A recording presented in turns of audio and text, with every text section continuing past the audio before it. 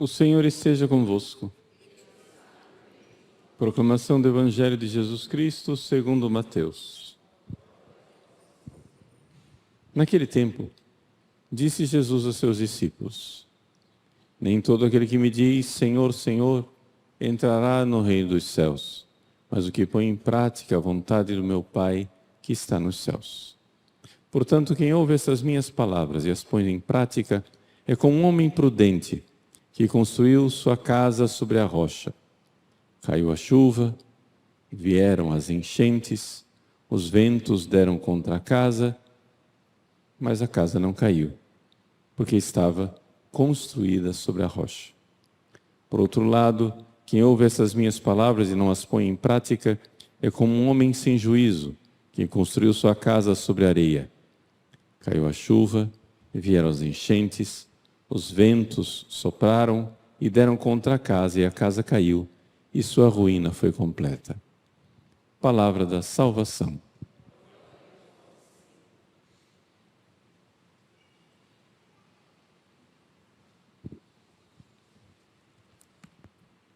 Meus queridos irmãos e irmãs, celebramos hoje a memória de São João Damasceno.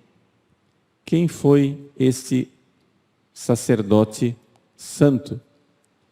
São João Damasceno é considerado como o último padre da Igreja do Oriente. Ou seja, padre da Igreja quer dizer esses santos que, por santidade de vida, retidão de doutrina e de antiguidade, nos mostram qual é a fé apostólica. São homens que estão lá no início da Igreja. Ele foi o último, quer dizer que ele já estava no finalzinho do período da antiguidade, já entrando na Idade Média. São João Damasceno viveu, como o nome dele diz, na cidade de Damasco. Damasceno, quem nasce em Damasco, capital da Síria. Numa época em que aquela região já tinha sido invadida pelos árabes. Portanto, ele viveu numa região em que se falava árabe, mas teve uma educação, toda ela em grego, que era a língua cristã daquela região. Portanto, é um padre grego, ele escreveu em grego. Seu pai foi funcionário do califado. Ele também parece, não se sabe bem, parece que também foi funcionário, mas resolveu, a um certo ponto, renunciar a tudo para se fazer monge. E foi então ser monge no mosteiro em Jerusalém, mosteiro de São Saba. Por que São João Damasceno é importante? Porque ele, com a sua santidade de vida, defendeu a fé da Igreja numa época de muitas heresias. Por isso, em 1890, embora ele seja somente padre, não bispo, padre, ele foi declarado pelo Papa Leão XIII. Nós estamos no Leão XIV, né? Foi um leão atrás. O Leão XIII, em 1890, ele foi declarado doutor da Igreja. E para vocês terem ideia da importância de São João Damasceno, ele é um dos mais importantes doutores que atestam a assunção da Virgem Maria ao céu. Nos ensina, desde a antiguidade, a veneração da Igreja da Assunção. Mas ele é mais conhecido, e aqui eu gostaria de me deter, pela sua defesa das imagens sagradas. Nós vivemos num ambiente onde os nossos irmãos evangélicos protestantes aqui do Brasil são, na sua maioria, de origem calvinista. E, portanto, os evangélicos protestantes calvinistas são todos iconoclastas. São todos contra imagens, né? Visceralmente contra as imagens. Portanto, o São João Damasceno nos dá um ensinamento antigo e sábio sobre a veneração das imagens na igreja. É sobre isso que eu gostaria de falar. Mas por que aqui na época de São João Damasceno se debatiam as imagens, se não havia protestantes? Ele viveu, né, por volta do ano 700, para você se localizar. Não tinha protestante naquela época, Padre Paulo?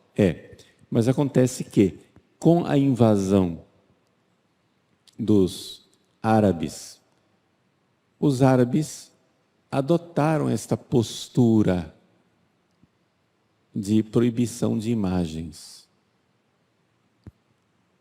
E o imperador Leão III, imperador de Constantinopla, vendo que os árabes, ele queria, né, fazer ecumenismo com os árabes, por assim dizer, né? Diálogo interreligioso, alguma coisa assim, para apaziguá-los. Não, pera lá, vamos mostrar para eles que não somos tão infiéis assim. Vamos pegar, a Bíblia lá proíbe imagens, não está escrito lá na Bíblia? Não farás imagens, não terás imagens. Muito bem, então vamos obedecer a Bíblia. E começou a mandar quebrar a imagem. Iconoclasma quer dizer isso, quebrar a imagem. E os loucos começaram a jogar todas as imagens no fogo, onde tinha imagem nas paredes, começaram a descer picareta nas imagens para acabar com todas as imagens. E São João Damasceno começou a pregar em defesa das imagens. Ele tem 3 famosas obras, que estão todas coligidas, são pequenininhas, estão todas coligidas num único livro, que aqui no Brasil é publicado pela Paulus Editora, né? Discurso contra aqueles que quebram imagens, contra os iconoclastas. Bom, ele fez esse discurso, defendeu as imagens, etc, etc. Claro que o imperador não gostou nada disso. O imperador, então, começou a caluniá-lo e falar para o califa, esse cara aí é problema, etc e tal. Ele, então, foi pego, mandaram cortar a mão direita dele, que era a mão com a qual ele escrevia, né? E, milagrosamente, depois que cortaram a mão, ele pediu a mão dele de volta. Se você podia, tá cortada, você pode me entregar de volta? Né? Ele foi lá, pediu a Nossa Senhora e a mão direita dele voltou ao lugar, milagrosamente. Existe a veneração, talvez vocês quem conhece ícones orientais, tem famoso ícone de Nossa Senhora com a mão pendurada, uma mão pendurada no pescoço, assim, né? É a mão de São João Damasceno. Nossa Senhora com 3 mãos, né? Mas é por causa desse milagre que aconteceu. Bom, deixemos de lado a vida de São João Damasceno para pegar a sua doutrina que nos interessa mais. Como São João Damasceno defende as imagens? Bom, a primeira coisa, ele começa dizendo o óbvio. Nós, seres humanos, por causa do pecado original, temos uma tendência para a idolatria. Beleza. E por isso Deus, no Antigo Testamento, proibiu imagens. A proibição das imagens no Antigo Testamento se dá porque nós, seres humanos, deturpados do jeito que somos, temos uma tendência de transformar as criaturas em Deus. E essa tendência, ela deve ser condenada e deve ser combatida em nós. Então veja como São João Damasceno começa, em primeiro lugar, sendo muito realista. Ele vai defender as imagens, mas vamos entender por que Deus condenou lá atrás. Deus condenou lá atrás porque as criaturas, todas que foram feitas por Deus, foram feitas para serem ícones de Deus. O que quer dizer um ícone? A criatura deveria ser como uma janela, uma vitrine transparente. Eu olho para a criatura e digo, nossa, como Deus é bom. Como se fosse um presente de um noivo que é dado para a noiva, para lembrar dele. Olha, eu te dou esse presente aqui. O noivo dá à noiva um anel. E a louca da noiva, ao invés de olhar para o anel e dizer, nossa, como meu noivo é bom, esquece do noivo e fica lá olhando o anel. Isso é loucura, isso é idolatria. Deus nos deu as criaturas para que nós o amássemos, cheios de gratidão, cheios de amor. Então, vamos pegar um exemplo aqui. São João Damasceno não dá esses exemplos, mas eu estou tentando fazer você entender a doutrina dele. Como era Eva no paraíso? Eva estava nua. Eva era bela. Quando Adão vê Eva, diz, essa sim é carne da minha carne, ossos dos meus ossos, e declara seu amor por Eva. Eva era belíssima e não havia problema nenhum. Mas depois que Adão peca, Deus cobre as partes do corpo com roupa, né? As folhas de figueira. Por quê? Porque aquele corpo de Eva, que antes eu podia olhar para Deus, dizer como Deus é bom, olha como Eva é bela, tornou-se ídolo, tornou-se uma forma do homem se esquecer de Deus. Fica fascinado com a mulher e esquece de Deus. Doideira.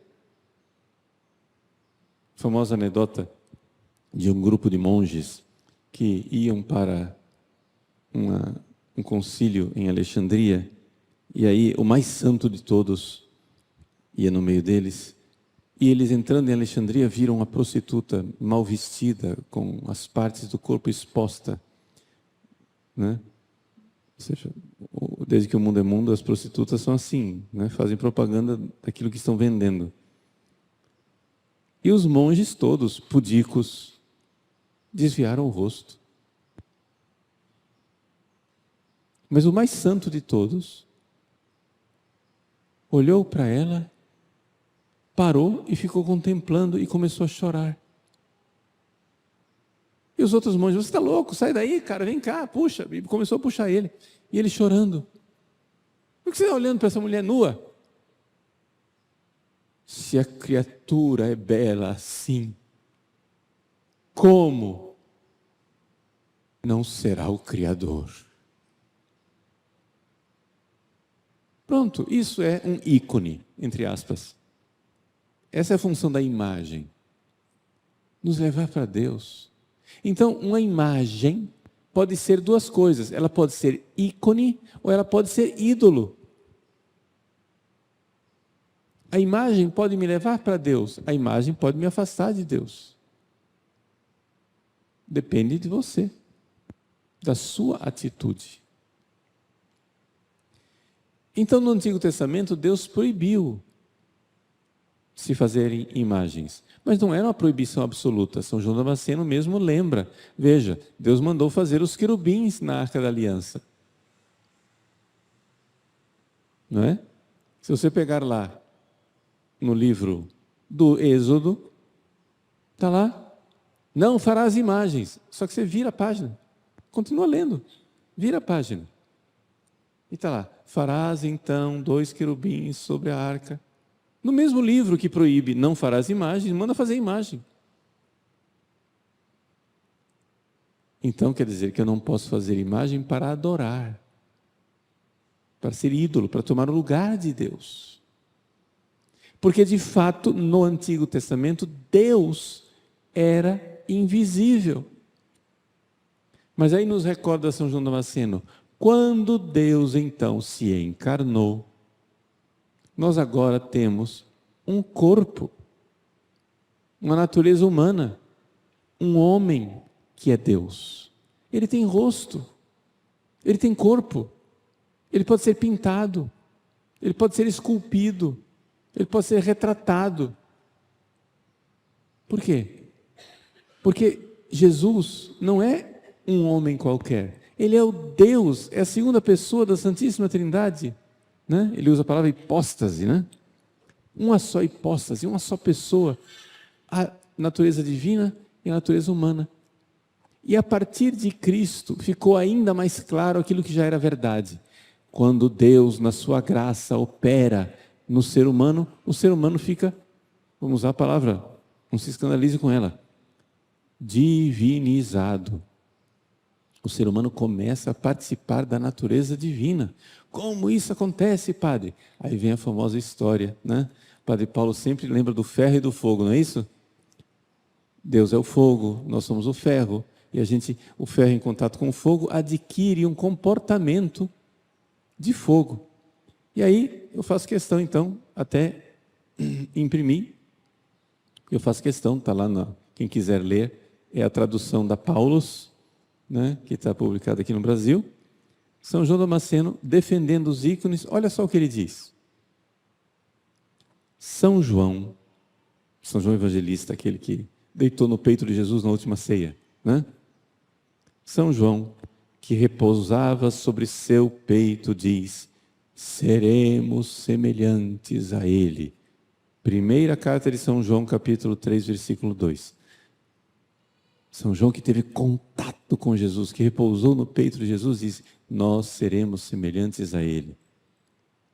Assim como um homem, pelo contato com o fogo, torna-se fogo, não por natureza, mas pelo contato e pela queima e por participação. Então é isso que eu entendo com a carne do Filho de Deus crucificado. Então, a natureza de Cristo crucificada é a humanidade. A divindade é o fogo. Vejam que eu sempre disse para vocês que a minha comparação do ferro e fogo não foi inventada por mim. Aqui ele não fala de ferro, mas é a comparação do fogo. Em outra passagem, ele diz assim: em primeiro lugar, os lugares em que Deus, o único que é santo, descansou, e seu lugar de descanso nos santos, como a Santa Mãe de Deus e todos os santos, eles são os que são feitos à semelhança de Deus, tanto quanto possível, por sua livre e espontânea vontade, pela habitação de Deus e por sua graça permanente. Eles são, olha que linguagem forte. Primeiro, o que ele está falando aqui, se você não entendeu? Os lugares onde Deus descansou. É o culto das relíquias. A cruz de Cristo. Nossa, Santa Helena descobriu a cruz de Cristo, me dá um pedacinho. Porque Deus tocou naquilo, Jesus tocou naquelas coisas. É santo. Os lugares onde Deus descansou. Mas Deus descansou na Virgem Maria, então ela é santíssima. Deus descansou nos santos. Como assim, padre? Claro, porque os santos recebem a comunhão. Os santos recebem a graça, os santos se santificam. Os lugares onde Jesus entrou em contato, tudo aquilo fica santo. Os lugares onde Deus descansou. Principalmente quando Deus descansou numa pessoa por sua livre e espontânea vontade. Porque aí ele tocou a alma. A pessoa ficou santa porque Deus ficou nela. E a pessoa começou a fazer obras de amor, de caridade, se comportou divinamente. Então essa pessoa é santa.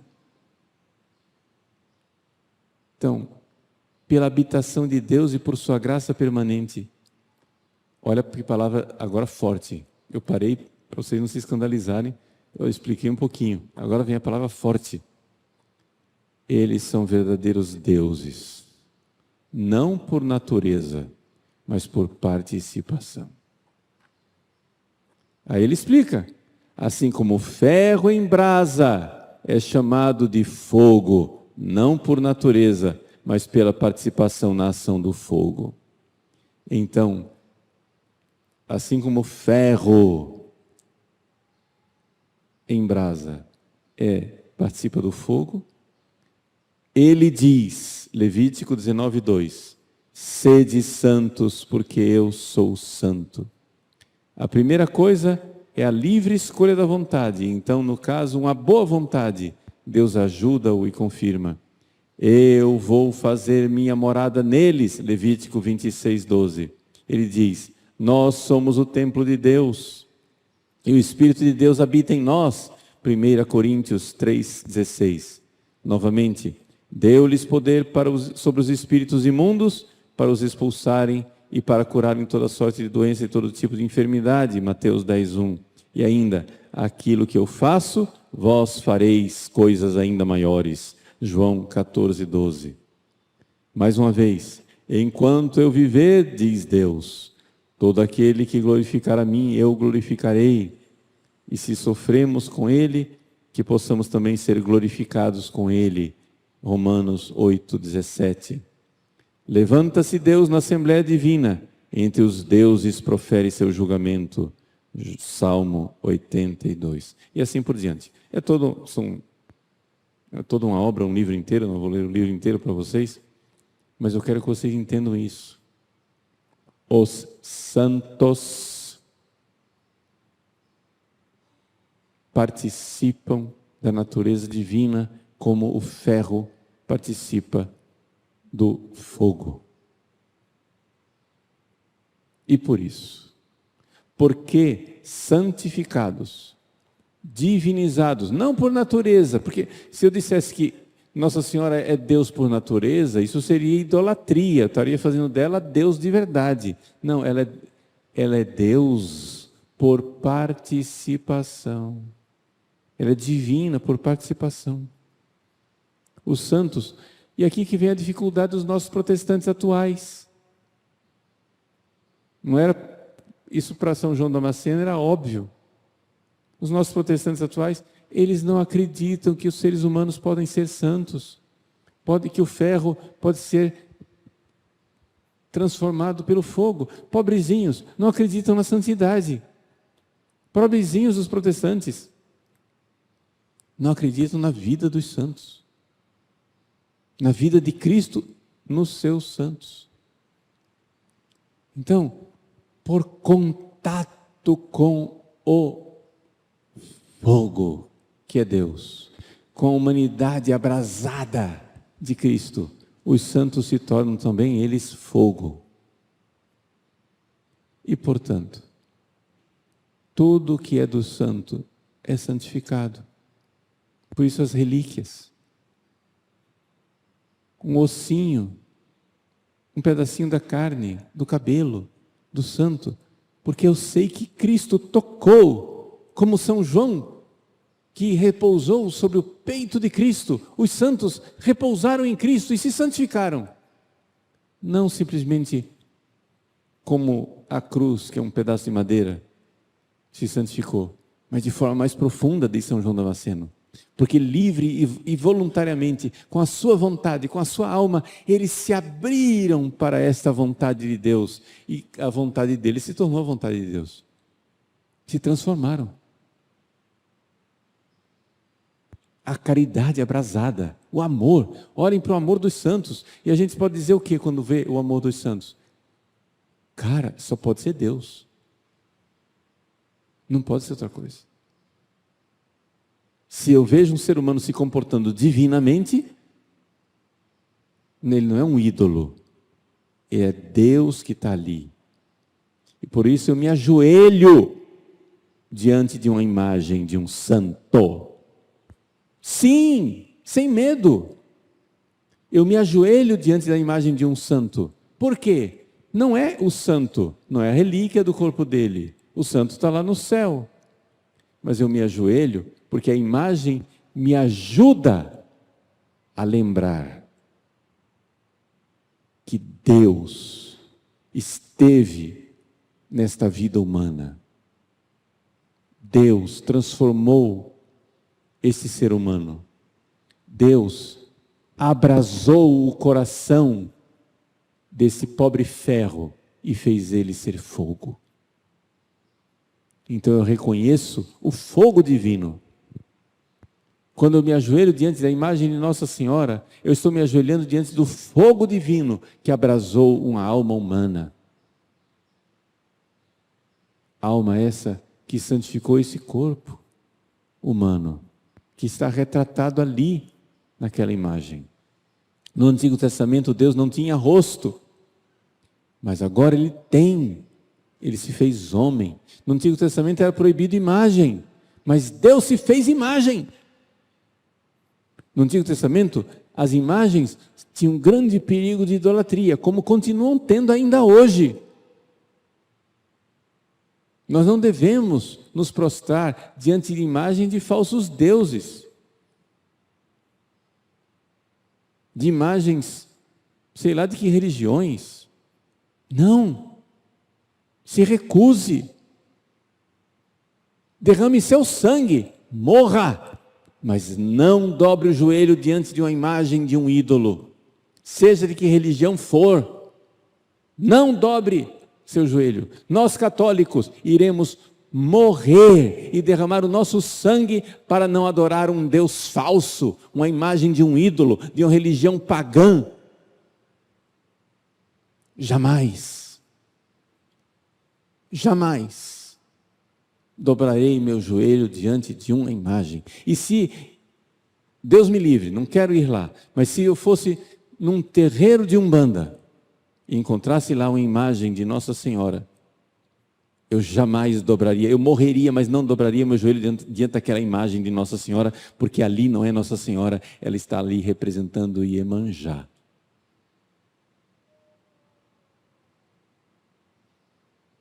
Não, aí não, jamais.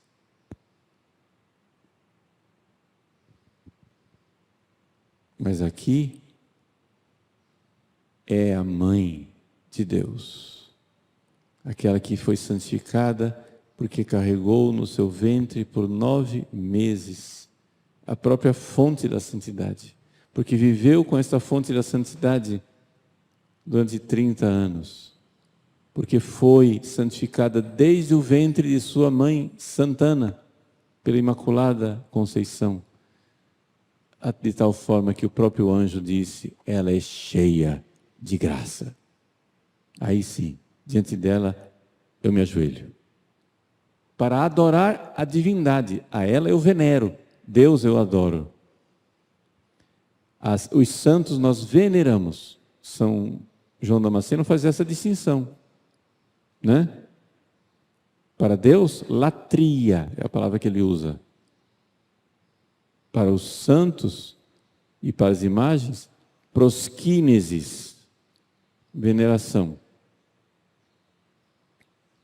Vejam, tudo isso para dizer o quê? Nós católicos, quando nos ajoelhamos diante de uma imagem, estamos venerando o santo e adorando Deus no santo. Estamos venerando, nossa, que maravilha que Deus faz na humanidade. Por isso o nosso culto das imagens, por isso o nosso culto das relíquias. Porque dizer, gente, a santidade é real, a santidade é concreta. Né? Quando eu tenho uma relíquia, eu venero nosso altar aqui, tem uma relíquia de Santa Teresinha. Quando eu beijo o altar e tem ali uma relíquia de Santa Teresinha, eu estou dizendo, Deus se fez carne outra vez. Claro, não do jeito que fez em Jesus, né? Mas em Teresinha. Porque eu venero Deus nela. O que Deus fez naquela pessoa. Mas padre, é só a carne dela. Sim, mas me ajuda a entrar em contato com aquela verdade de transformação divina, que foi a vida de Teresinha. Por isso, o culto das imagens e o culto das relíquias que é feito pelos católicos. Tanto nós católicos, como as igrejas que se separaram, as dioceses do Oriente que se separaram, chamadas de igrejas ortodoxas, nós fazemos o culto das imagens e das relíquias. E esse é o cristianismo de 2000 anos. Os nossos irmãozinhos evangélicos protestantes são admiráveis quando combatem a idolatria. Mas é lamentável que eles não reconheçam a santidade. E por isso tenham dificuldade de reconhecer que a santidade aconteceu na natureza humana de Cristo. E que essa natureza humana pode ser adorada. Nós adoramos o corpo de Cristo na Eucaristia. Nós adoramos um corpo, porque é o corpo de Deus que se fez homem. Os protestantes têm dificuldade de entender isso.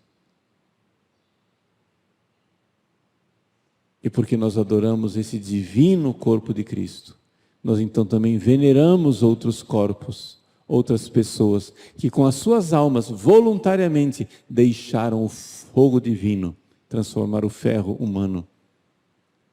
Então, como São João, nessa missa, para que sejamos santos também, vamos reclinar nossa cabeça no peito de Jesus, nessa divina e santa Eucaristia. São João Damasceno, rogai por nós.